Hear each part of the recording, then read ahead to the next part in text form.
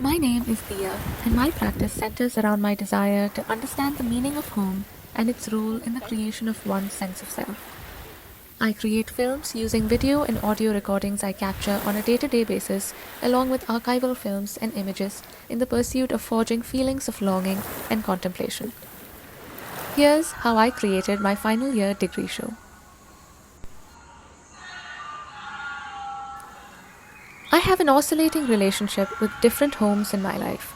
As an Indian citizen who grew up in the UAE and now lives in the UK, when I lived in Dubai, I called India my home, and now I live in the UK calling Dubai my home.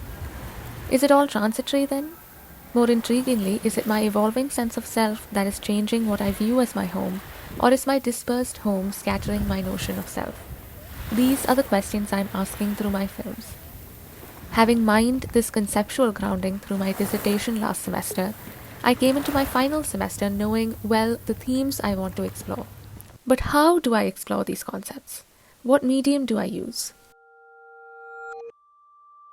From the experimentation I had done so far, I knew that moving image would play a major part. However, I wanted to populate my space with other things too. Over the last 3 years of my fine art degree, I had tried everything from sculpture to photography, painting, printing, and embroidery. I figured my degree show should have everything, right? From the feedback I received from tutors and others I showed my videos to, I realized that film alone is powerful. Moreover, I discovered that I was able to convey my thoughts and emotionally affect my audience through this medium better than any other. And lastly, making these films was fulfilling to me. So film it is then. All I needed to do now was make it. I have often made video and audio recordings of seemingly random things that happen around me. And especially over this last semester, I developed a regular practice of observing and recording my environments. This includes everything from nature to snippets of conversations, pieces of music, significant places, and insignificant things. Anything that catches my attention. These become the pieces that I can weave into a narrative on the edit table. It is only at the editing stage that I find aesthetic, thematic, and emotional links between these visuals and audios, thereby forming groups that become threads to interweave. One of the first threads I found was karaoke. One night, I woke up at 1 a.m. to a bunch of people singing songs in the local pub outside my house. So of course I recorded it.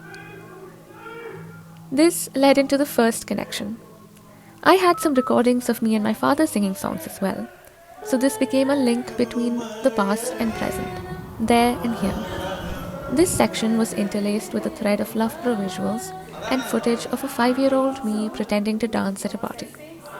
Then formed a Dubai thread that unfurled into a turbulent departure and more. Finally, a meditative humming that tied it all together. This became Choir of Selves, a 9-minute film that contemplated belonging and longing for different homes.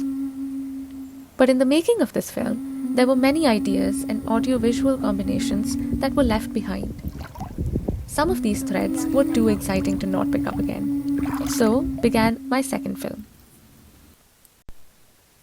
There were 50-odd driving and flying videos I had recorded in the UAE, UK, and India, and all the video calls I recorded of myself talking to my parents and my grandparents. The music from Leicester Cathedral, these photographs of my family that I found last year was just waiting to be braided into a narrative.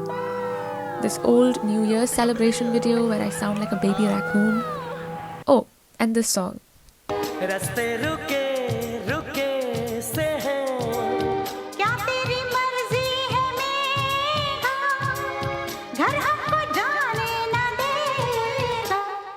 Not only does it fit the themes, but also nostalgia.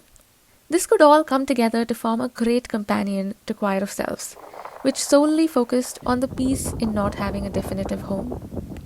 But this kind of nomadic life can be confusing, yet fun, annoying with technicalities, and exciting with opportunities. I was itching to dive into all of these. So I splashed all of it onto the same canvas and hoped for the best. It didn't land. The 7-minute film I ended up making didn't have anything that tied it all together.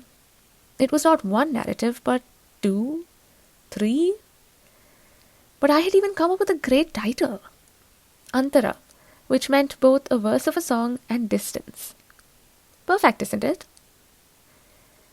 The week before the degree show, I had to decide that this film needs more time to come together seamlessly. And I can't actually show it. Yet. But we have one solid film, and there's a show to put up. So let's get on with it. I found early on in the semester that projection had the best effect, going bigger and having a softness to the visuals that I liked.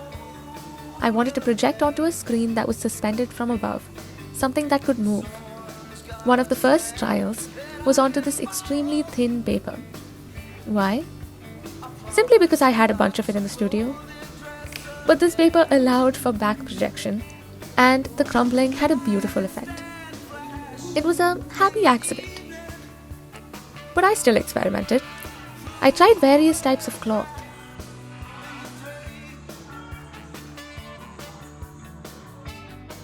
The film projected right through these, to the walls, which was interesting, but not very neat. So eventually, by the time the degree show came around, I knew that the best option was the first. The free suspension creates constant movement, and the crumbled texture lends an ephemerality to the film to further amplify the stream of consciousness aesthetic. And the back projection lets the projector be hidden behind, and everything just looks neat. Lastly, the rope and pegs used to hang it all brings a sense of domesticity to the work.